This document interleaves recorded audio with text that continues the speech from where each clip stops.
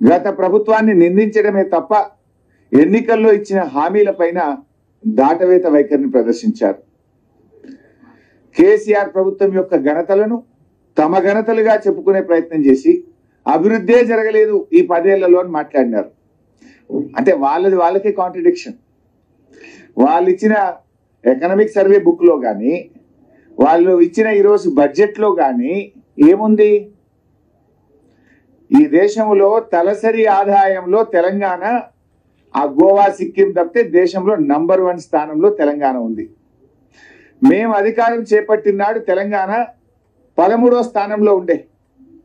13 తలసరి ఆదాయంలో దేశంలో 13వ స్థానంలో ఉన్న తెలంగాణను ఇవాళ 2 చిన్న రాష్ట్రాలు మినహాయించి నంబర్ 1 స్థానంలో మేము తెచ్చినామంటే మేము అభివృద్ధి చేసినట్ట చేయనట్ట, మేము పని చేసినట్ట పని చేయనట్ట? దాన్ని కేంద్ర ప్రభుత్వం మెచ్చుకున్నది. మీ బడ్జెట్ స్పీచ్ లో కూడా చెప్పారు. కానీ అదేదో గత 10 ఏళ్లలో జరిగిన అభివృద్ధి కూడా తమ ఘనతగా చెప్పుకునే ప్రయత్నం చేశారు.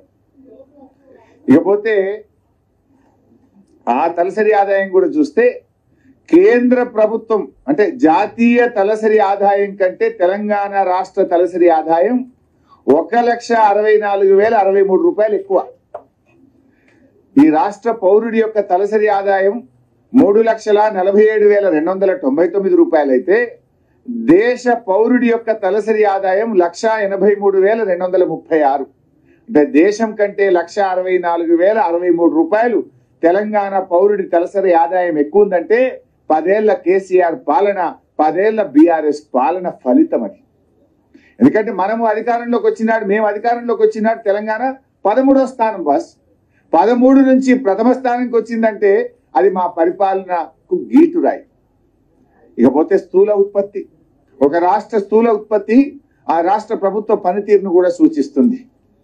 ఇవాళ బీఆర్ఎస్ ప్రభుత్వం కేసీఆర్ గారి నాయకత్వంలో అధికారంలోకి వచ్చినప్పుడు 4,51,580 కోట్లు మన రాష్ట్ర స్థూల ఉత్పత్తి జిఎస్డిపి 4,51,580 కోట్లు.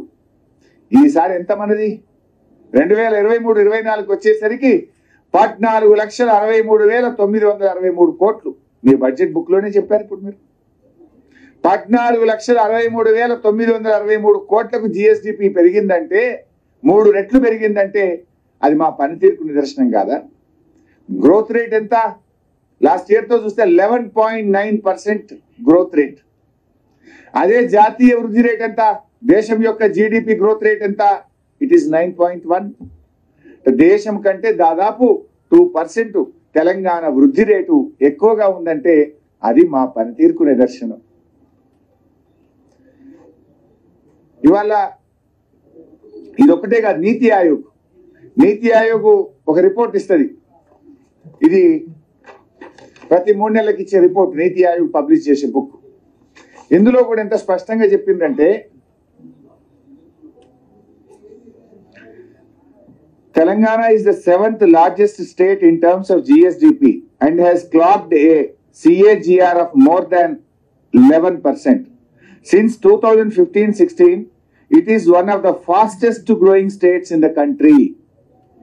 The state's economy has grown at an average annual rate of more than 9% since its formation, which is significantly higher than the growth rate it had attained before its formation as a separate state. ఇంత స్పష్టంగా నీతి ఆయోగ్ కూడా మా ప్రభుత్వ పనితీరును చెప్పింది. అంతేందుకు వ్యవసాయంలో రాష్ట్రం ఏర్పడిన నాడు 1,27,00,000 మెట్రిక్ టన్నుల ధాన్యం అన్ని కలిపి పండేది. ఇవాళ 4 కోట్ల మెట్రిక్ టన్నులు అయింది. ఏమైనా మ్యాజిక్ చేస్తే మంత్రమేస్తాయి కదా?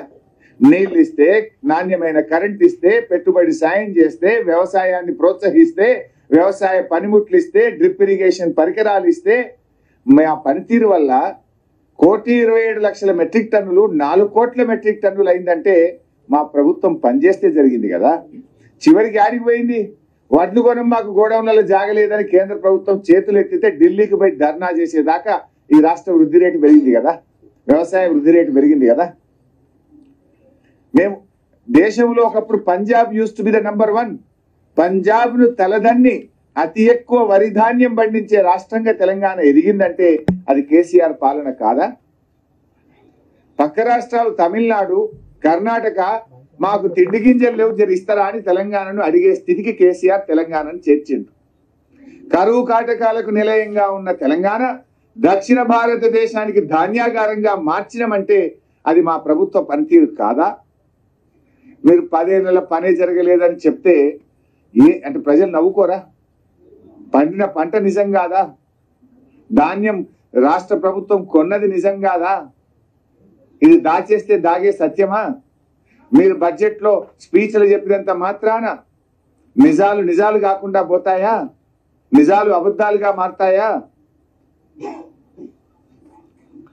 రైతు రుణమాఫీ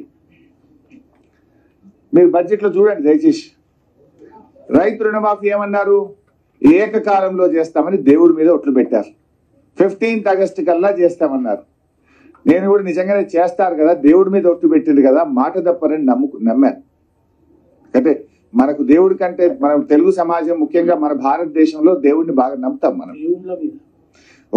మా అన్న అన్నట్టు ఒక దేవుడు కాదు, ఊరూరా దేవుళ్ళ మీద ఒట్టు పెట్టిండు. నేను అనుకున్న బడ్జెట్ లో తప్పకుండా 31,000 కోట్లు పెడతారేమో అని ఆశించాను. చాలా క్లీన్ గా అబ్జర్వ్ చేశాను. చూస్తే బడ్జెట్ ప్రసంగంలో చెప్పారు మంత్రి గారు 31,000 కోట్ల రూపాయలు మేము ఏకకాలంలో చేస్తున్నామని చెప్పారు. నిజ కేటాయింపులు చూశాను నేను వెళ్ళి. కేటాయింపులు చూస్తే మాత్రం 15,470 కోట్ల రూపాయలు మాత్రమే కేటాయించారు. రుణమాఫీకి కేటాయింపుల్లో బడ్జెట్ లో చూస్తే 15,470 కోట్లే కేటాయించారు. మరి 15,470 కోట్లు బడ్జెట్ లో కేటాయించి ఏకకాలంలో రుణమాఫీ ఎట్లా చేస్తారు? అంటే వాయిదా వేస్తారా, లేదు ఇంకెక్కడి నుంచి అన్న తెస్తారా? బడ్జెట్ లో చూపకుండా ఆడికెళ్ళి తెస్తారు. బడ్జెట్ లో మీ రాష్ట్రం ఇలా మీరు బడ్జెట్ పెట్టిందే 2,91,000 కోట్లతో బడ్జెట్ పెట్టారు. సరే అసలు అంత ఆదాయం వస్తుందా రాదా అవి కూడా చెప్తా నేను. అందులో ఏం తప్పులు పెట్టిండ్రు అది కూడా చెప్తా.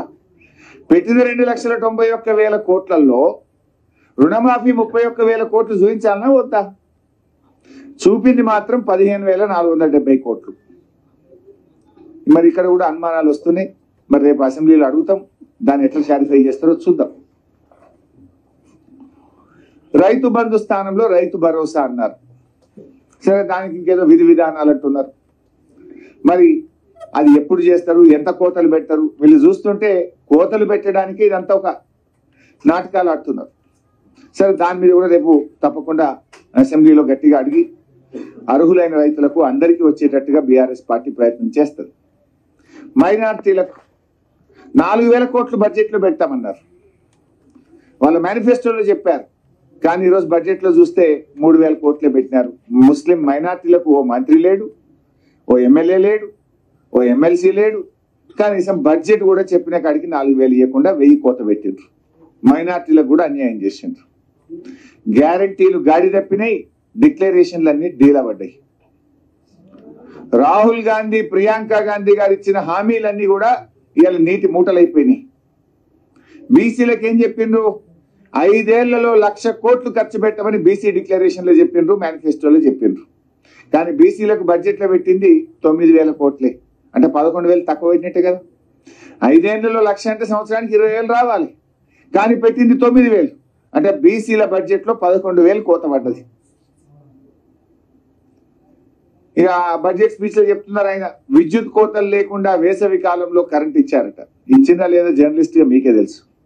మీ ఆఫీసులలో ఎంత ఇబ్బంది పడ్డారో మీకే తెలుసు. నా ప్రెస్ మీట్ చూస్తున్న ప్రజలందరూ కూడా అనుకుంటారు కదా, బట్టి గారి మాటలు విన్నారు, నా మెటలు వింటున్నారు. 24 గంటలు వచ్చిందా లేదా? ఇన్వర్టర్లు, కన్వర్టర్లు, జనరేటర్లు మళ్ళీ ఇండ్ల పొన్న వచ్చినాయా లేవా? మంత్రుల సమావేశాలు ఎన్నిసార్లు కరెంట్ పోతే మీరే ఫోటోలు వేసిండ్రు, మీరే టీవీలలో చూపించిండ్రు. చీకట్ల క్యాండిల్ పెట్టుకొని మంత్రులు రివ్యూలు చేస్తున్నారు. మేము ప్రాజెక్టులను, పెండింగ్ ప్రాజెక్టులను రన్నింగ్ ప్రాజెక్టులు చేసి ఇవాళ రాష్ట్రంలో లక్షల ఎకరాల్లో కొత్త ఆయకట్టు తెచ్చాం. అఫ్ కోర్స్ ఇరిగేషన్ పద్ధతిలో గట్టిగా మాట్లాడతాం. అక్కడ కూడా ఇవాళ ఒక అవాకులు చెవాకులు పెరిగిండ్రు. ఇరిగేషన్ కూడా బడ్జెట్ కేటాయింపులు తగ్గినాయి.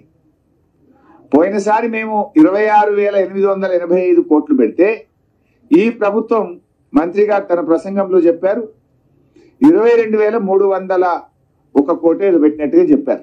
22,301. అంటే ఇరిగేషన్ కు కూడా కేటాయింపులు తగ్గినాయి. దళిత బంధు గురించి ప్రస్తావన లేదు. మేము 10 ఇస్తే వీళ్ళు 12 ఇస్తామని చెప్పి మరి వాళ్ళ దళిత డిక్లరేషన్లో పెట్టారు, మేనిఫెస్టోలో పెట్టారు, బాండ్ పేపర్ల మీద రాశారు. కానీ ఇవాళ దళిత బంధు గురించి ప్రస్తావన కానీ ఎంతమందికి ఇస్తారు, ఎప్పటిలోగా ఇస్తారు, మరి దాని గురించి ఎక్కడ మాట్లాడలేదు.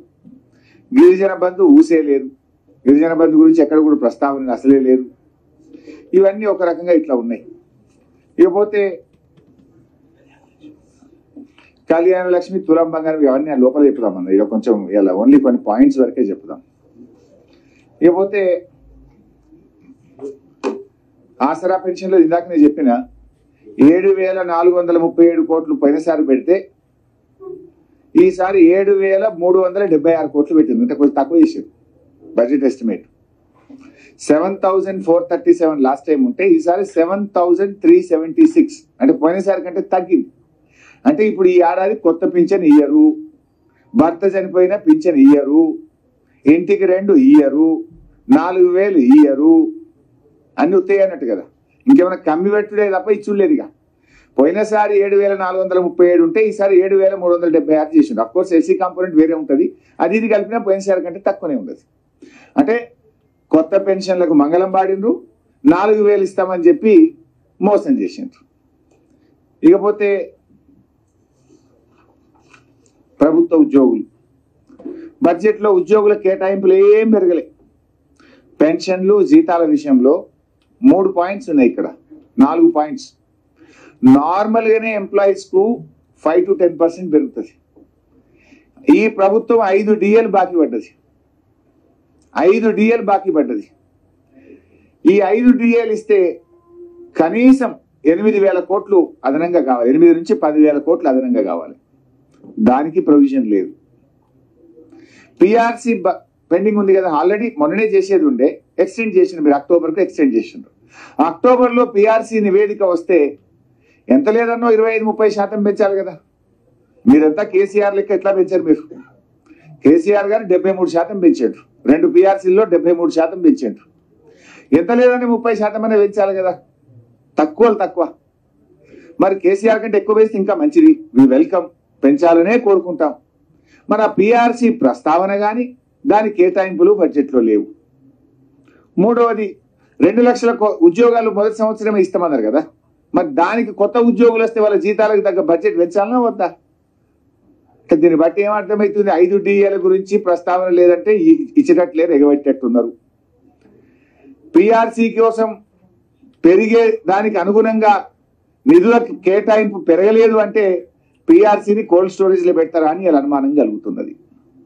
మూడవది 2 లక్షల ఉద్యోగాలు ఇస్తే 2 లక్షల మందికి బడ్జెట్లో కేటాయింపు ఉండాలి కదా, ₹1 కూడా పెంచలే. అంటే దీన్ని బట్టి 2 లక్షల ఉద్యోగాలు కూడా నిజంగానే ఇస్తారా ఇయ్యరా? 8 నెలలు అయితే అయ్యేపోయింది, ఉన్నది 4 నెలలు. దానికి అనుగుణంగా కూడా కొత్త ఉద్యోగస్తులకు అవసరమైన బడ్జెట్ కేటాయింపులు బడ్జెట్లో లేవు.